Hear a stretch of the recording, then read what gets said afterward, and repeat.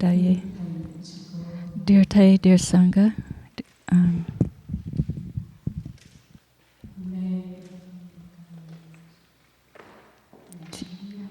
today I've been designated by the monastic Sangha to give a talk, to share with everyone, with all of us, with all of you.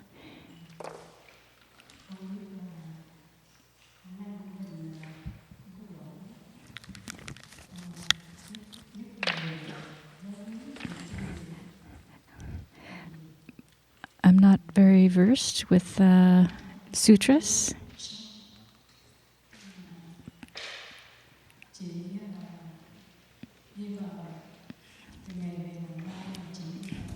But my only what I could share is my personal practice. Since I've been to Plum Village and I know of the Plum Village Sangha and the Plum Village practice, so I'd like to share a few of my practices on my in my lay practice, and so that anyone could also practice as well. It's been a long while that I have a chance to be sitting here in front of you, because I have just returned back to Deer Park for about 3 weeks, and since I've been designated by the Sangha, I just have to bow and accept what the Sangha asked me to do. Living in the Sangha, it's you flow with the requests of the Sanghas.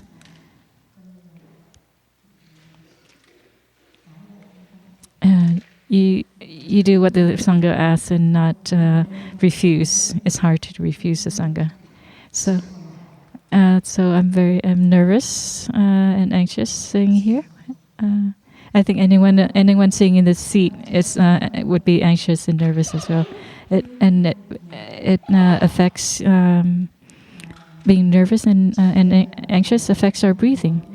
So now let's sit together quietly and in stillness to be able to help calm our breathing and offer each other peaceful breaths to help me, so I be able to also have peaceful breathing to share. So please enjoy a relaxed posture to help us to have a peaceful breath. So breathing in, I know I'm breathing in. Breathing out, I know I'm breathing out. In, out.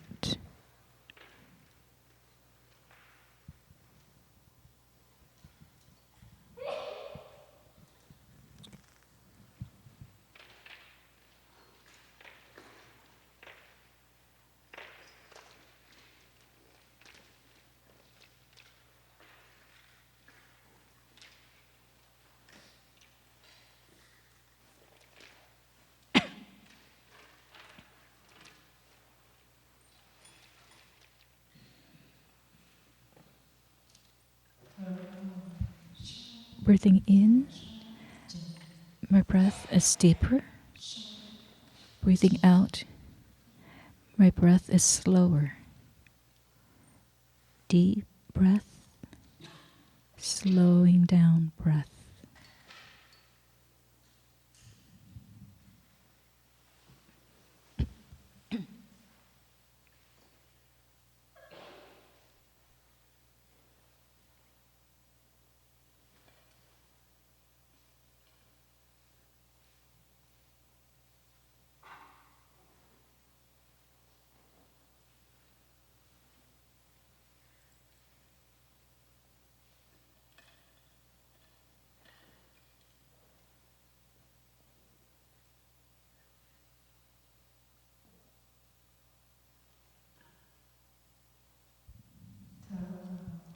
Breathing in, I feel well and relaxed.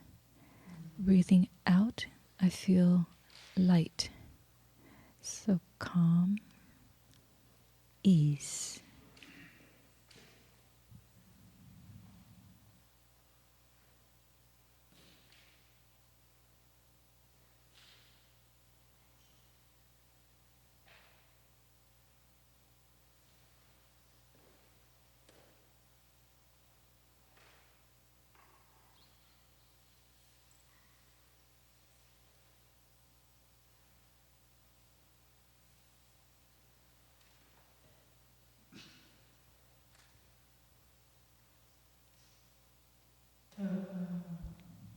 Breathing in.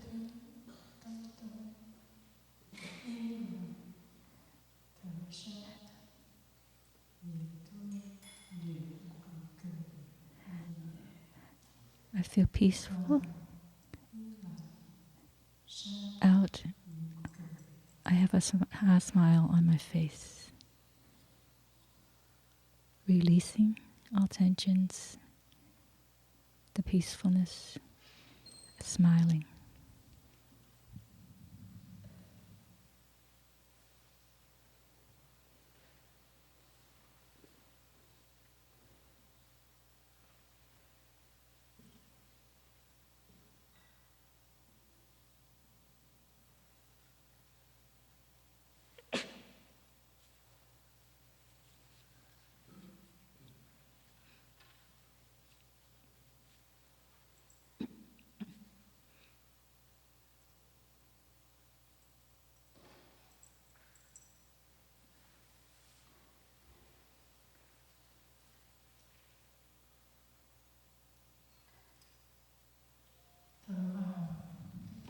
Breathing in, I am touched with the present moment. Breathing out, I know this present moment is a wonderful moment, very beautiful, miraculous. That's the only time life is. Present moment, wonderful moment.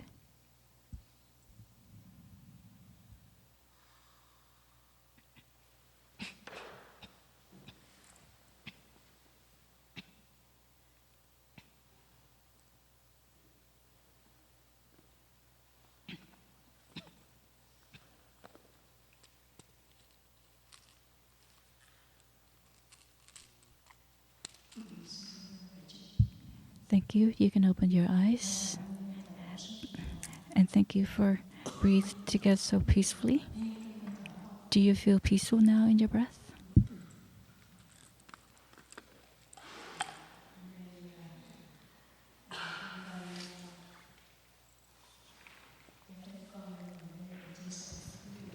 So again, I've been volunteered or designated by the Sangha to share my practice with you.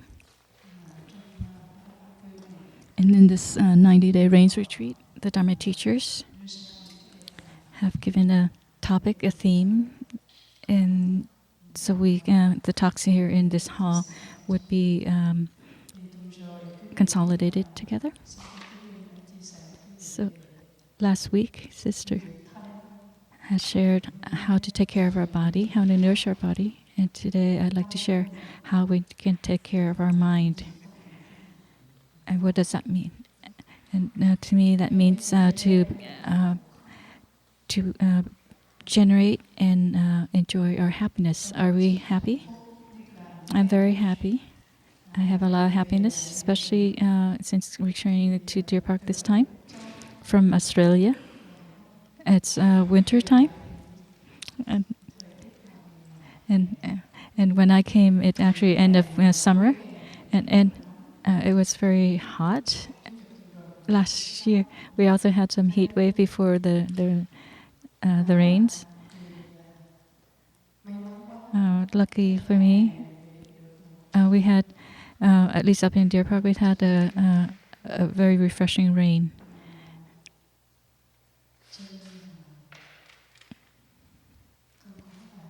So I'm very happy when I saw the rain and hear the rain.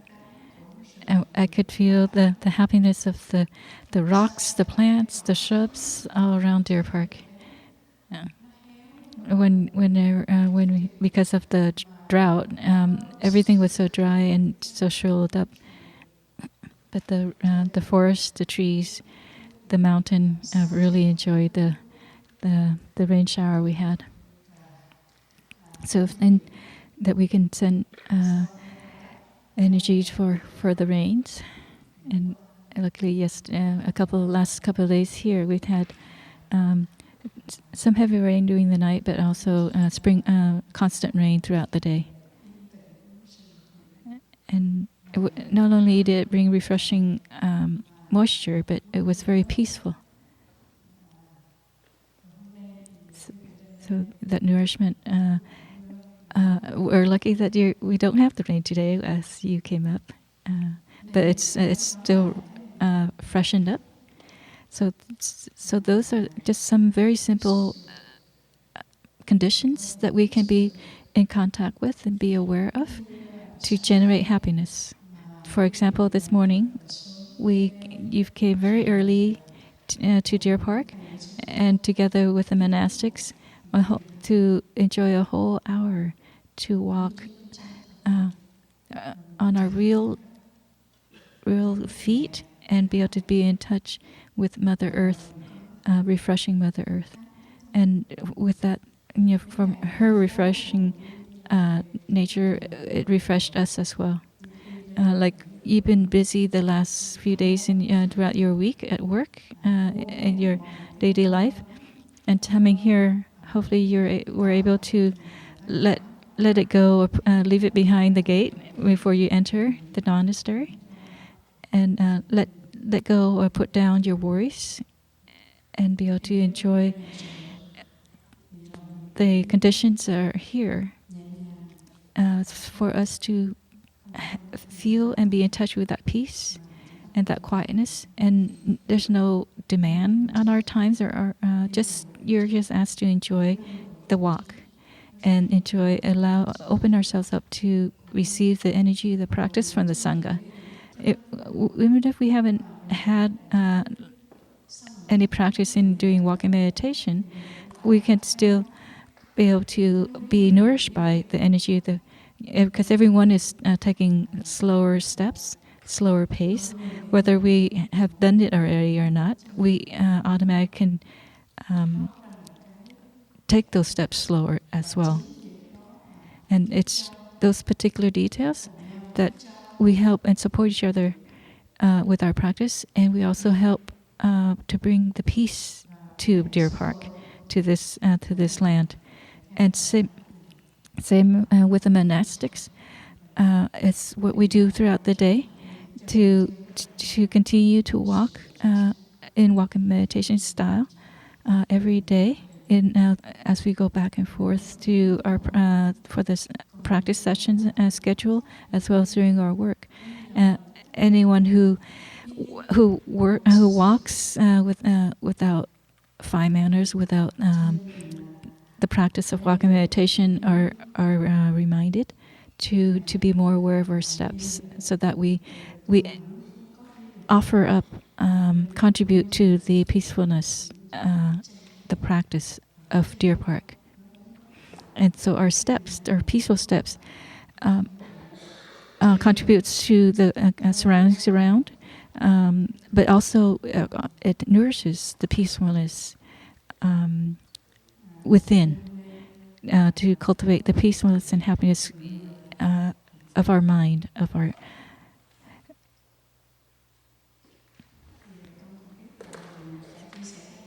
So again, my topic that's given is how to generate or about happiness. So I'm trying to keep my sharing circled around this. And the first question is, how happy am I? Am I really happy? And so I first come back to my peaceful breathing, my light breathing. Because coming up to this podium, I've asked around what happinesses do people have, and so I talked to one of the a nun who's over 90, 91.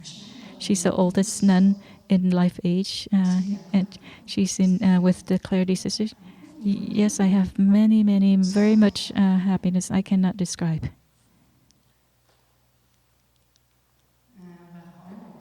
I asked another sister, my younger sister, what happiness do you have? My happiness is to be a monastic. I asked a superior nun who's visiting us for 90 days practice. You have a chance to be practices here this time. This is her second winter. It's also the greatest happiness for her to be able to come back and practice with the community the second time. I've asked a few other people as well, that just hearing their happiness about their happiness also gave me happiness. So the sutra on happiness.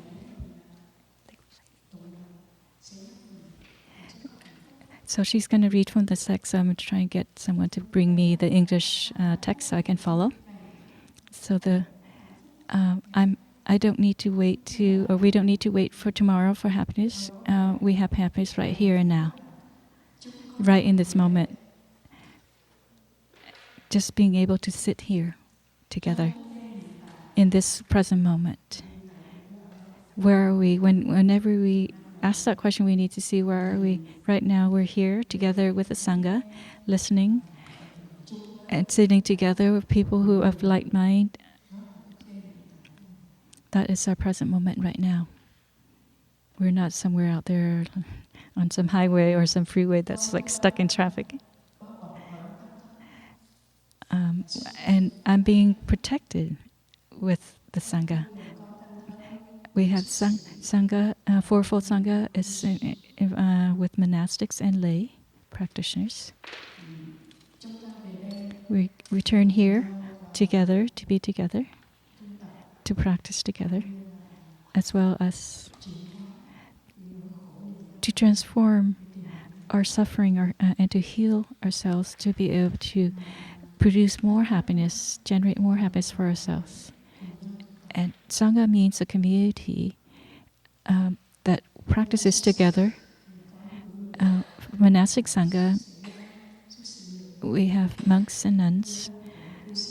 Lay Sangha is also women and men practitioners. The Buddha says his Sangha is a fourfold Sangha. The monastics, men and women, monks and nuns, and lay practitioners, men and women practitioners. So it's a fourfold Sangha who practices together the teachings, the same teachings, in order to support each other. So again, we come together to practice the Buddha's teachings based on Tay's insights and expounding. And to be able to be in a Sangha, to have a Sangha to practice with is a great fortune. So our practice actually is stronger because we do have the support of the Sangha. So for monastics, we always take refuge with the Sangha, because without the Sangha, we will not be able to go far. Because the Sangha actually feeds us spiritually. And to be able to live in a Sangha like that, like a monastic Sangha, we have the 5 manners and the precepts or the mindfulness trainings for monastics are to create or to support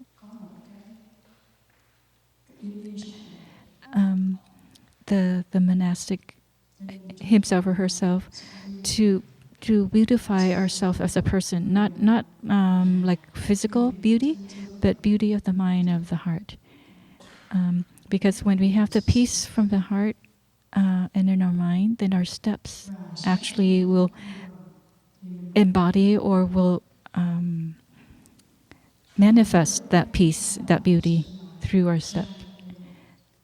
And so to see fine liners and the mindfulness trainings are not like things to tie us down or anchors to imprison us, but they're actually conditions or supporting conditions to help guide us. And for lay friends, lay practitioners, we have the 5 mindfulness trainings as well as the 14 mindfulness trainings, which are for those who have aspiration to be of service to the community and be able to do the practice and the service in such a way that we don't burn out. And the 14 mindfulness trainings are not just for lay friends; they're also monastics who. So in Vietnamese, it's dip hin, meaning to dip is to continue taste the taste as well as the Buddha's career, which is to help relieve the suffering in the world. And it is the Bodhisattva vows in the tradition. They're called. There are actually 48 Bodhisattva vows within the traditional Buddhist schools. It's not as relevant to this time, which is why Tay has consolidated and filtered through to create to offer up the 14 mindfulness trainings that addresses the difficulties of practitioners who want to service their community, social workers, healthcare providers, etc., educators. Aside from that, mindfulness trainings for lay practitioners, we have the 5 mindfulness trainings. Most of us have taken the 5 mindfulness training, right? So those trainings are to help us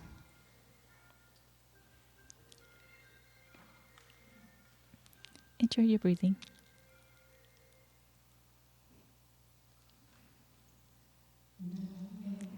We're listening to the sound of the cell phone. Who is that? So don't be anxious.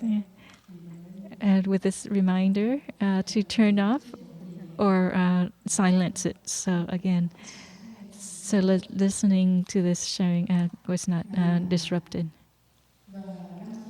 So again, the 5 mindfulness trainings for lay practitioners is very important in order to ensure happiness of the family and to the basis for a strong society.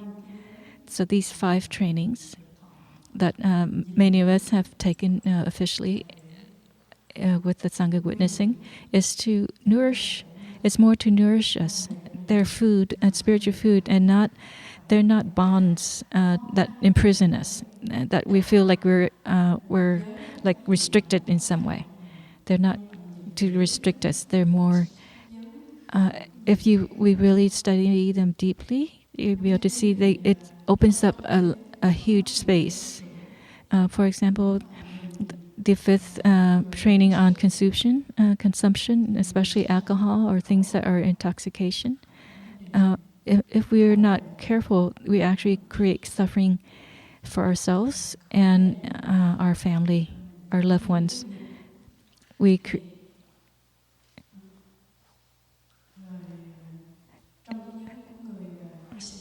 Also within the 5 mindfulness trainings, there's trainings that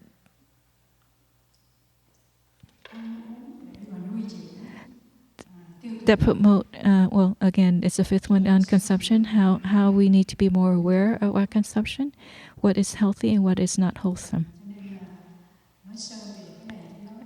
Again,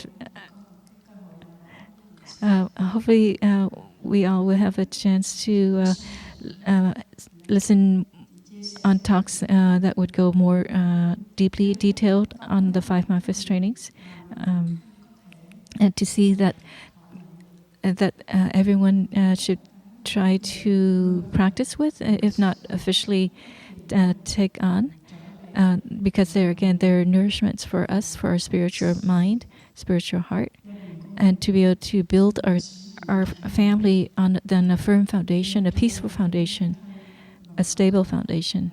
So again, our Sangha, not only do our practice of the training support ourselves, our practice, but it also supports the Sangha's practice. So with lay friends practicing with the 5 mindfulness trainings or the 14 mindfulness trainings, and versus or along with the monastics who practice our trainings of 250 for the monks and 348 trainings, we all support and contribute to the safety and the happiness of the Sangha. And they say, why are there more precepts or trainings for the sisters than for the monks? Verse 250 versus 348.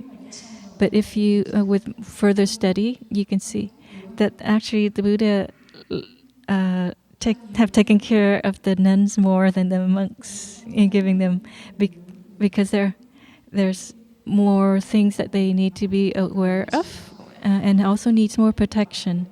And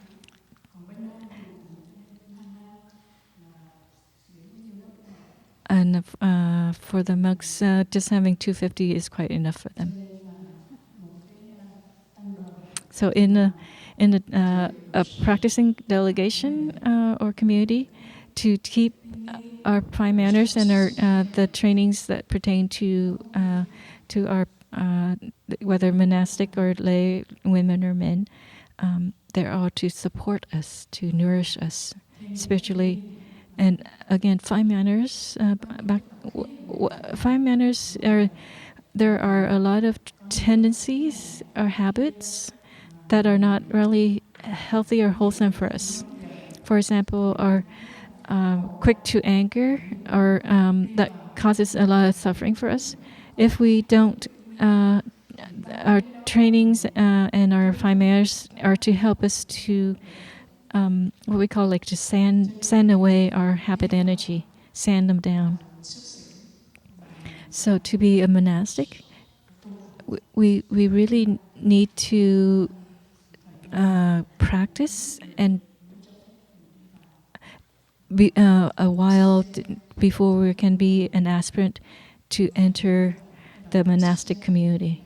And so it's entering a monastic community is not easy. There are some appear like in our Clarity Hamlet, we have young people who are practicing, who's been here. As you can see, those who are aspirants in our community, they have been. It's many months that they've been with our community. It's not just 2 or 3 months, and the community has been observing and helping. Whether they're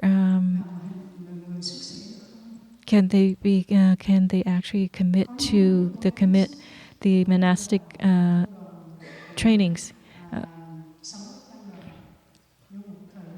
There are people who have made that commitment or the aspiration, but for some reason, after entering for only a few months, that they and again their habit energy has been too strong.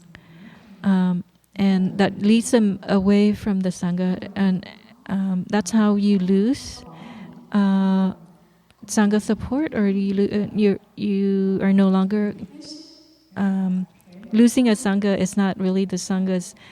You can never lose the Sangha from the part that the Sangha says no to you, in that your actions and your habit energy is what leads you away from the Sangha. It's not the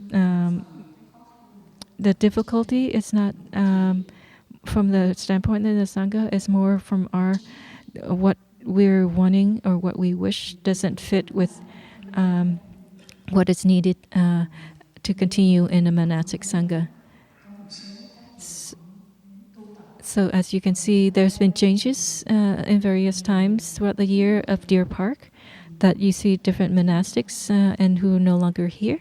It's, again, their condition in such a way, the merits of their actions in the past months or years of their life, that somehow it's a calling that they're hearing that takes them away from Deer Park, taking away from the monastic Sangha.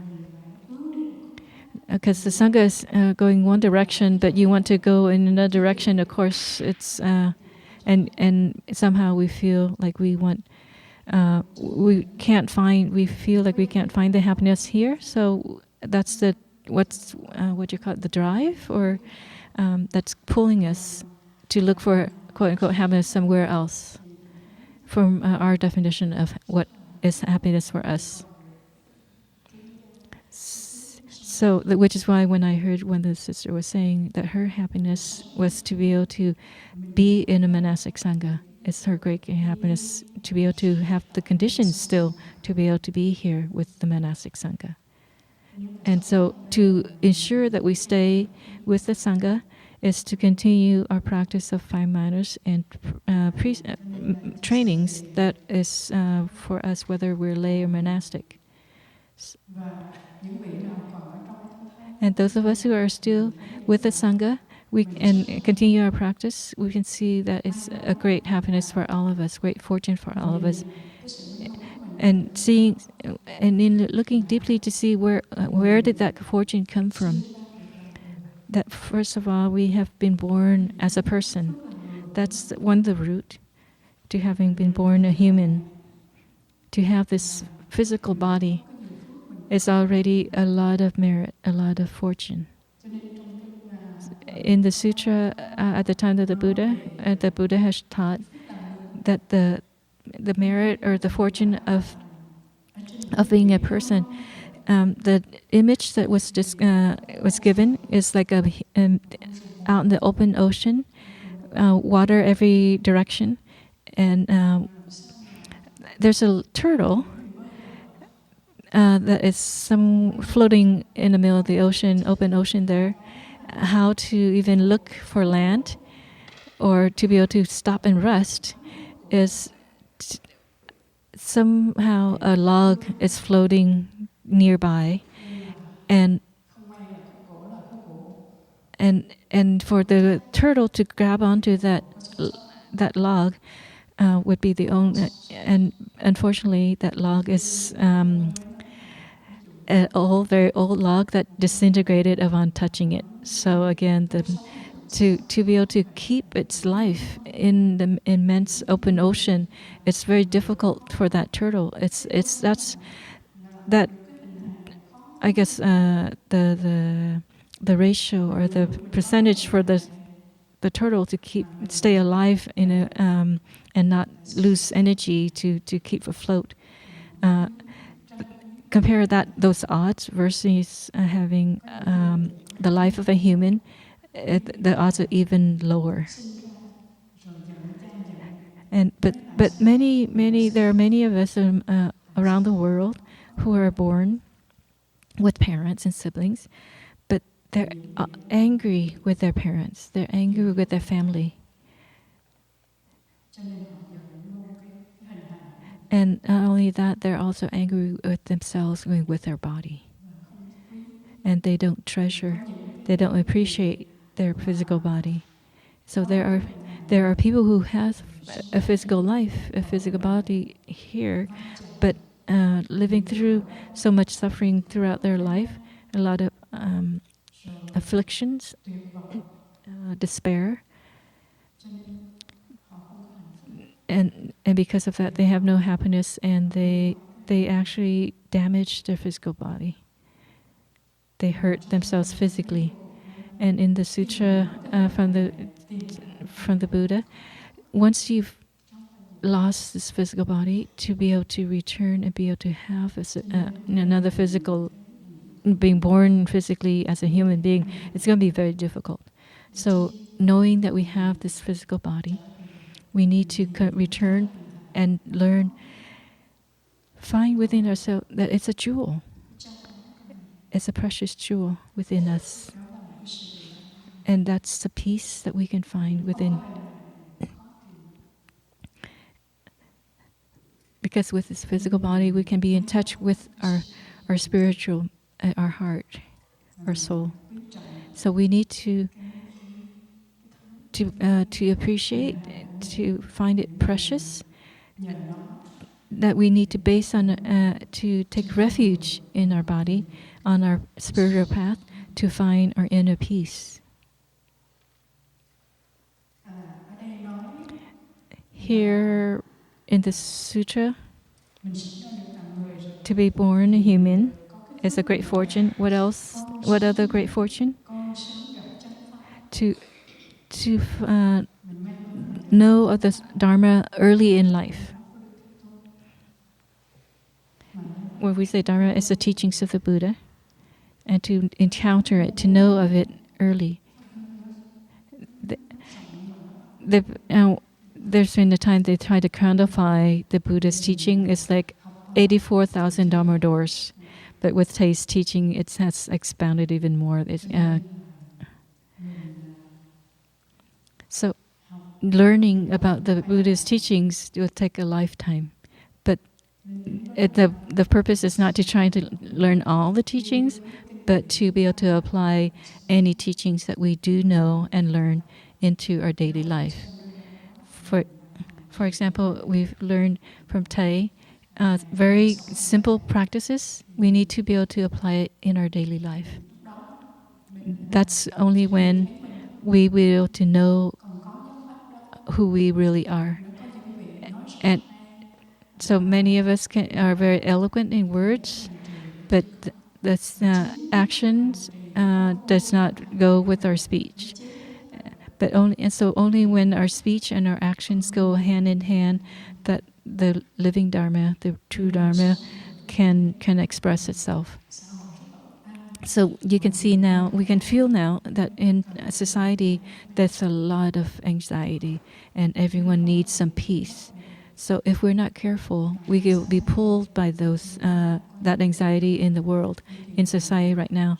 So we need to really anchor ourselves with the practice in order to generate that peace for ourselves and be able to not be pulled by the anxiety and fear that's in society right now. So today, we all had a chance to walk today very peacefully and to go and see the Buddha statue that was outdoors up at the hill. What's the picture of how did you feel in looking at that statue? It's a peaceful Buddha sitting. And so the peace there is what we will want to try and generate for ourselves. So our teacher, Thay, all of us have that capacity, like the Buddha, to be awoken, to awake.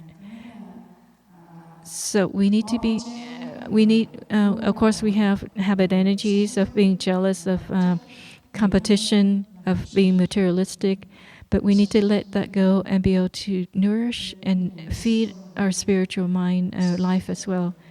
So here, as a monastics community, we try to live a more simple life with the bed box and a small table. And at least on the sister side, their happiness is to be able to wake up early to have a hot cup of tea in quiet morning.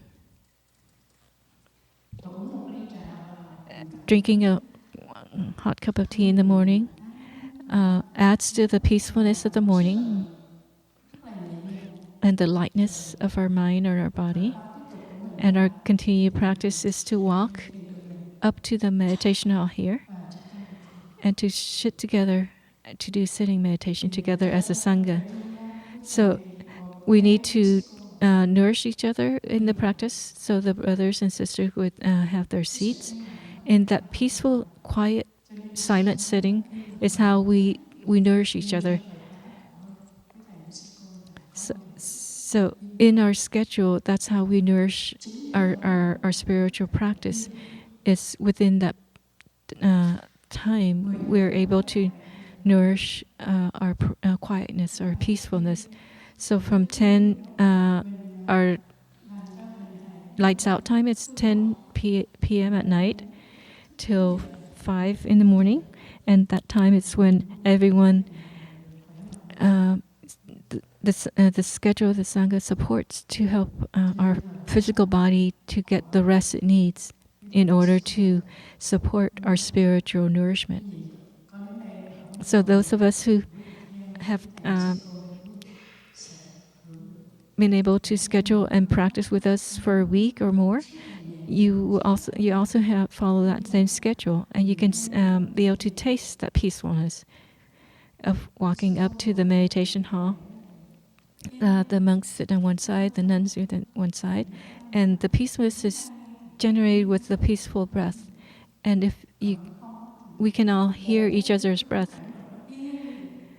And so many people in this hall, but not much sound. And so peacefulness, so quiet. So the sitting meditation period is very nourishing, very precious. And living in a Sangha, if we're not able to participate, we're the one who are unfortunate. We lose our chance, our opportunity. Every session that we cannot participate is another unfortunate loss for the individual, whether a lay friend or a monastic. If those of us who wake up, who are in society, our lay friends, here we wake up at 5. I don't know what time you wake up at home, but in Vietnam, due with the weather and the light, usually 3 a.m. is the wake up time.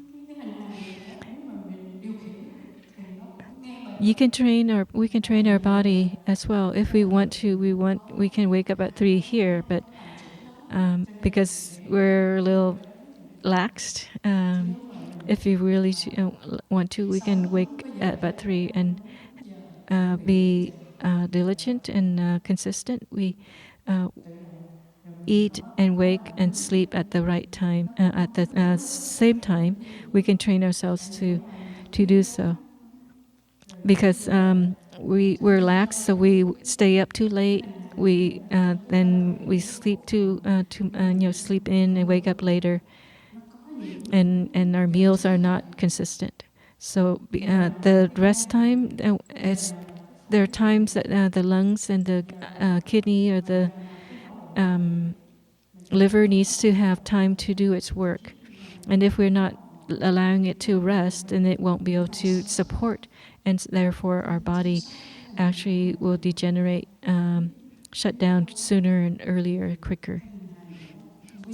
So because we can't support our physical body, our physical bodies cannot support us either, to have the health we need to continue our spiritual path.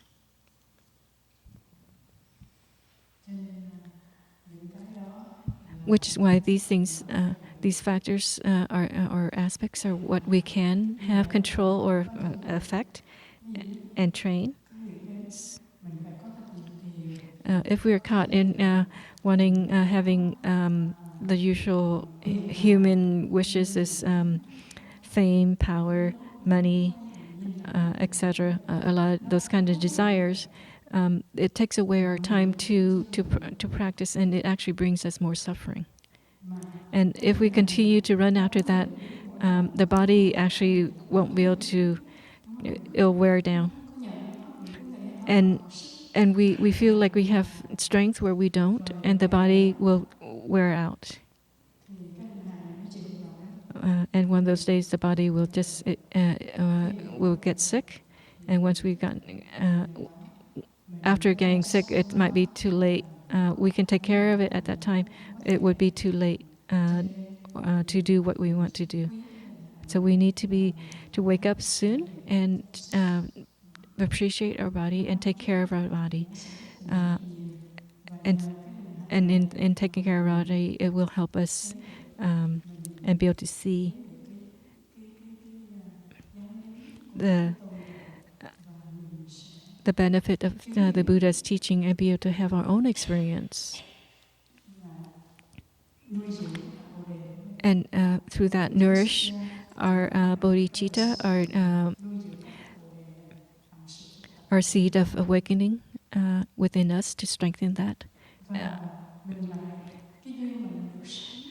And not only that, we have the fortune to live in harmony with in the Sangha.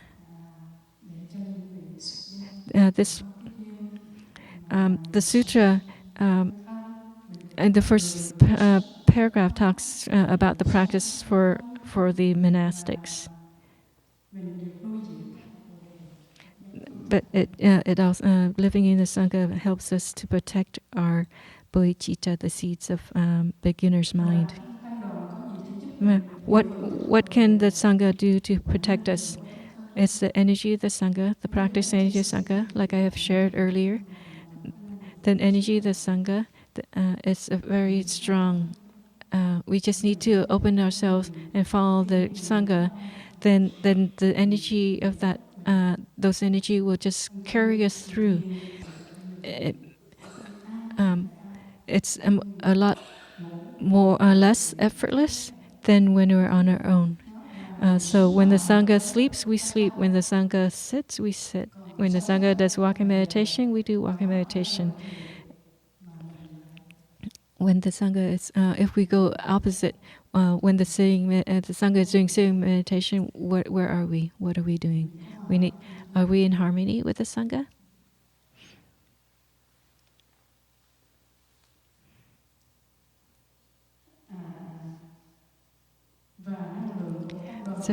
So energy of the Sangha, where's the strength of the Sangha come from? The strength of the Sangha, the practice of the Sangha comes from the adherence or the practice with the trainings and the fine manners. All of us have our own experience in seeing those who do practice versus those who don't. You can see the difference in their manner, in their way of carrying themselves, of talking to people and interacting with people. So the observant of the trainings and the fine manners gives that protection of the Sangha and the protection to the individuals. So then we don't make mistakes that causes suffering. All of us makes mistakes. The main key thing is that when we make mistakes, we are aware of it and we correct our mistakes. We stop the mistakes from continue to making those mistakes. So, which is why the generation of generating our mindfulness helps us to be aware that we are making mistakes and when to be how to stop and no longer make those same mistakes or new mistakes, so that the mistakes don't pull us away, that we don't get called away from the Sangha. And when the strong waves of habit energy pulls us or pushes us, what does it do? It pushes to the shore, it pushes us away from the Sangha, away from the boat or the boat of the Sangha. So when we practice wholeheartedly, what happens? Our mind and our physical body actually shines. Everyone, monastics and lay, if we practice often every day and the peace and the stability just lighten our mind, and that translates to lightened body. And looking in our face, you can see how brighter and how light we are. And not look in the mirror, and you can see. And ask your friends and family; they'll be our mirror as well.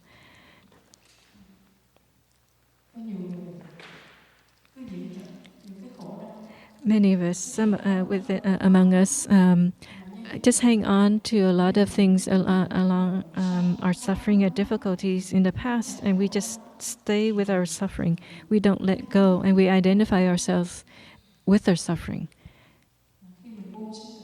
If we can just let go, somehow, if we are fortunate to know the practice and have the Sangha support, if we can let our worries and suffering down, instantly that letting go will lighten us, lighten our body, and lighten our mind and our heart. If we continue to stuff ourselves with suffering and difficulties and from the past and not let go, then we're going to be very heavy. This morning, coming up to the Indu mountain, and and I observed that a few people were able to let go and be able to sit among each other up there with a lot of peace. And looking at the statue of the Buddha among everyone sitting, I can see the peacefulness of the statue reflected among many of us up while we sat together up there. Just feel to sit quietly together. There was a lot of peace, and I could feel the dissipation of a lot of anxiety, a lot of despair. So we can train ourselves to generate the peace and the happiness, and open ourselves up to receive that peace and happiness from the Sangha. Or else will be pulled and called to do something else that takes us away from that peace and happiness, nourishment that the Sangha is providing for us.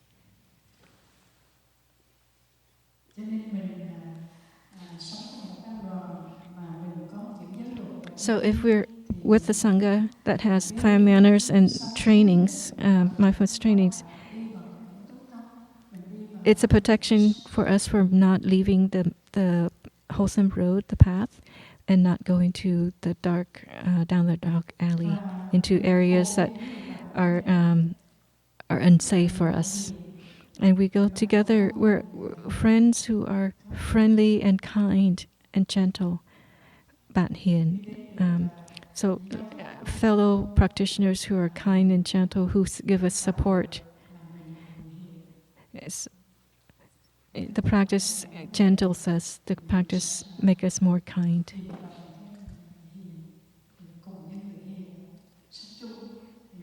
Not only are we kinder and more gentle, those who practice with us are like that as well. So we support each other.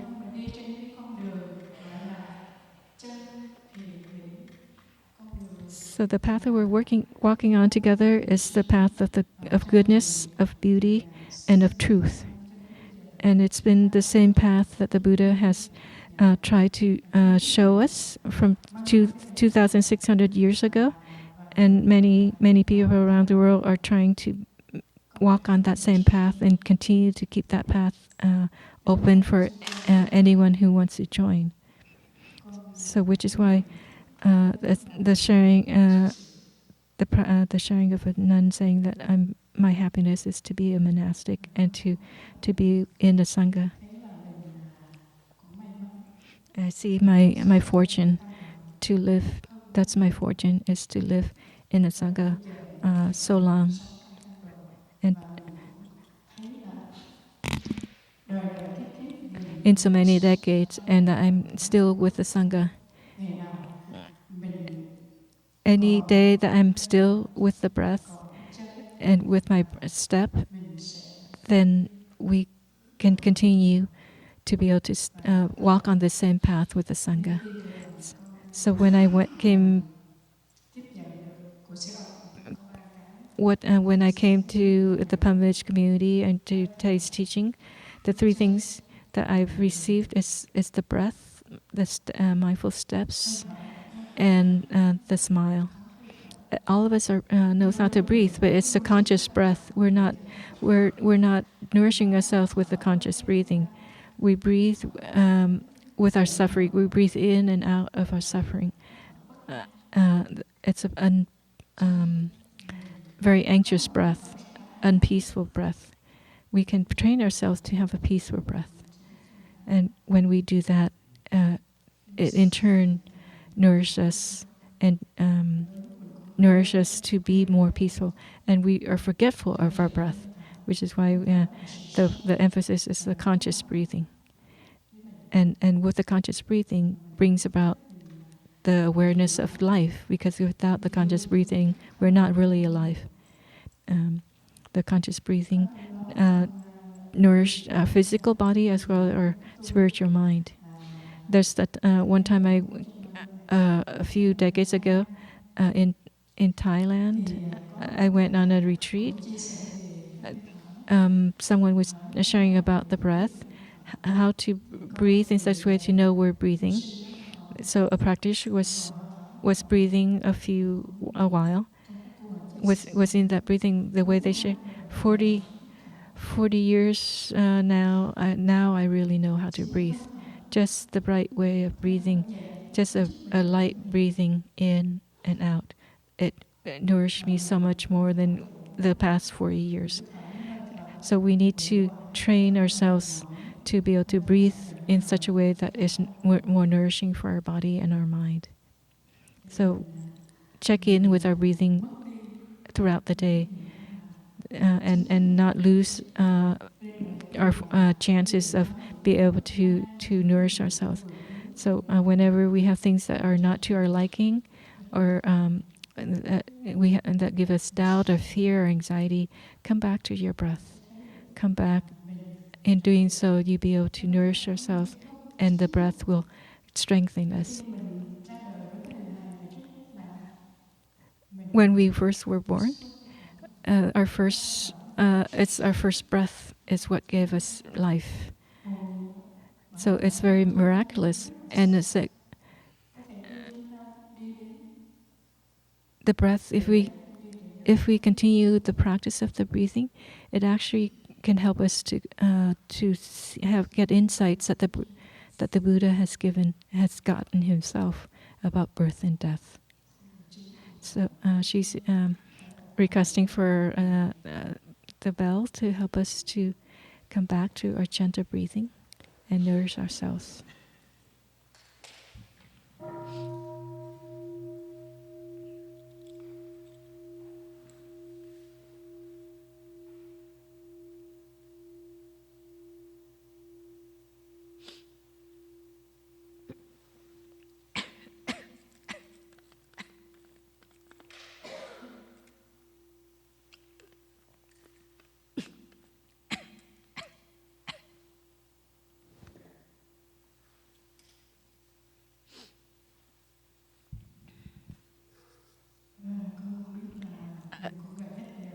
I'm also aware of the time. So the sutra is very long, so I only shared a few bits of it. There's two more verses I'd like to share about. To be able to walk on the path of beauty, truth, and truth is a great fortune.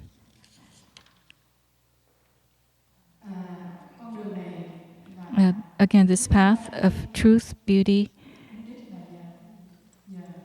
and wholesomeness, it's we're able to be on it is because it's lit by the Buddha and the Bodhisattva who has gone before us. So their light from their insights is still there, and we're very fortunate that the path is lit for so long, since the time, at least the time of the Buddha we know of, and further on.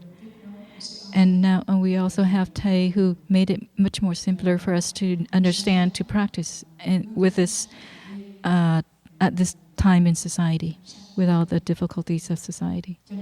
So, to find happiness in our daily life, to be able to generate happiness, to be able to keep the happiness available or present, it brings about also when we have stability and freedom, then happiness is there, and it's also there with when we have love and understanding, compassion. If we open our heart, our mind, to be able to embrace, to be able to accept ourselves, our body, then we can also accept the same for everyone around us as well. So in summary, happiness is not something we need to find somewhere far, far away. It's right there within us and around us. We need to return to ourselves, to breathe with happiness, and just sit quietly.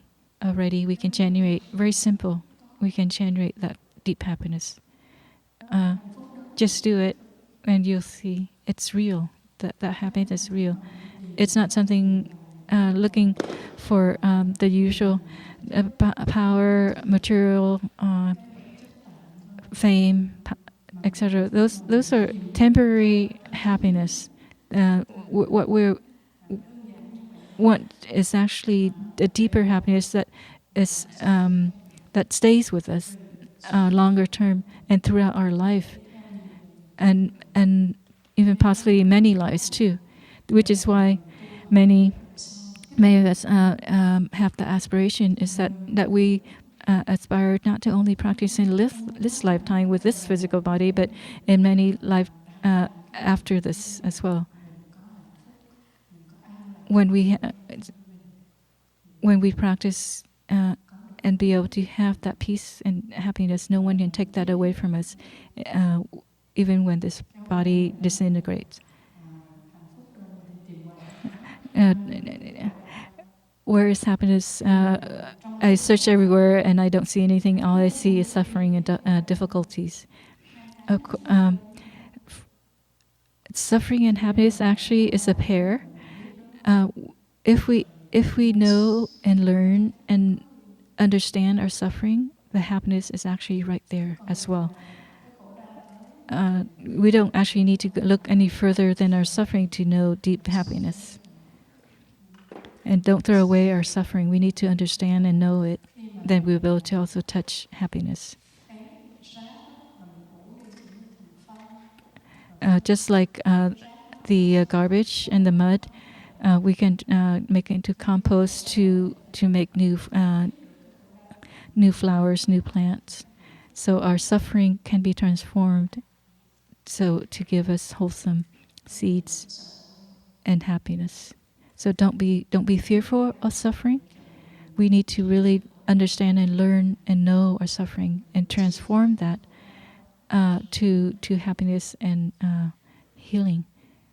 So don't be overwhelmed by the suffering, but learn from it. So our daily practice is that all of us in our daily life can generate our happiness, and we can learn to do that. We can train ourselves to do that. We just need to practice with our breath, our conscious breathing, and our steps. So, whenever we take a step, try to taste the happiness and the peace in your steps. Once in a while, also train ourselves to smile, to remember to smile, to release the tension in our face, to have more peace in our face. That will generate to the rest of our body. To train to smile more often. We don't need to smile to someone. We can just smile for ourselves, to ourselves. For example, in monastic community, we're always nourished by many people around. So in lay practitioners, you also have your Sangha, your family, your even though it's a smaller Sangha, it's still a Sangha there. We can still so offer ourselves, offer each other happiness and peace and not suffering. But when we are not peaceful, we're anxious, and don't spread that suffering around, but try to embrace that and learn to, so that we give and offer only peace and happiness and not suffering. And when we have happiness, then we can offer happiness. If we don't have happiness, we can't offer it. And to have happiness, we need to be able to generate ourselves. Don't try to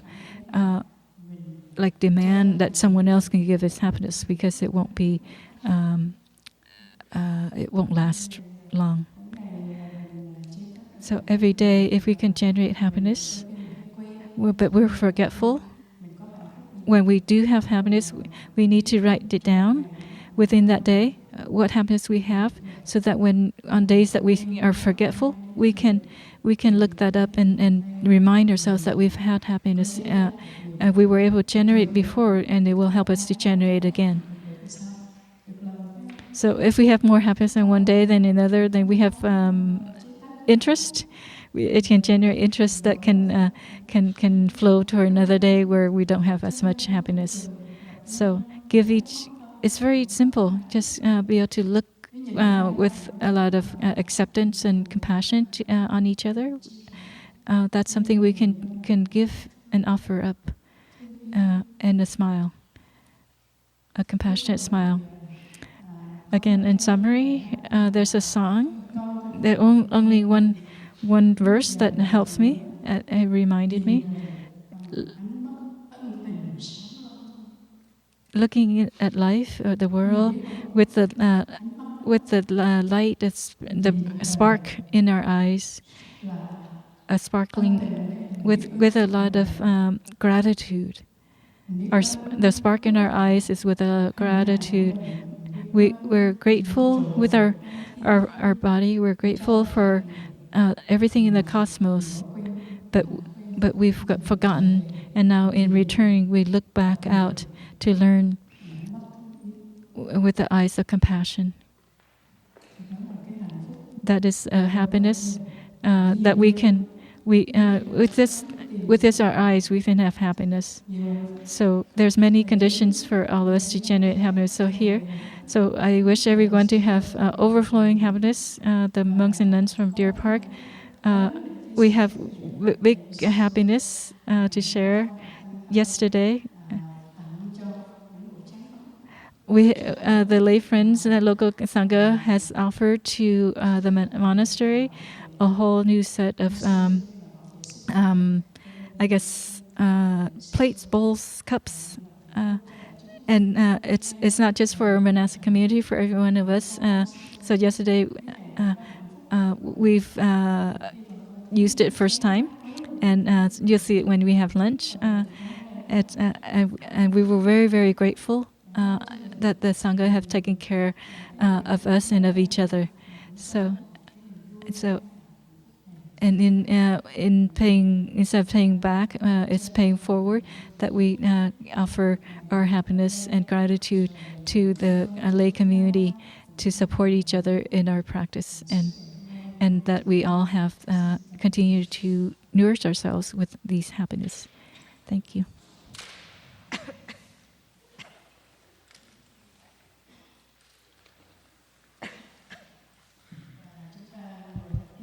So please enjoy a relaxed posture as we listen to the bell and continue to nourish ourselves with our breath, with the bell.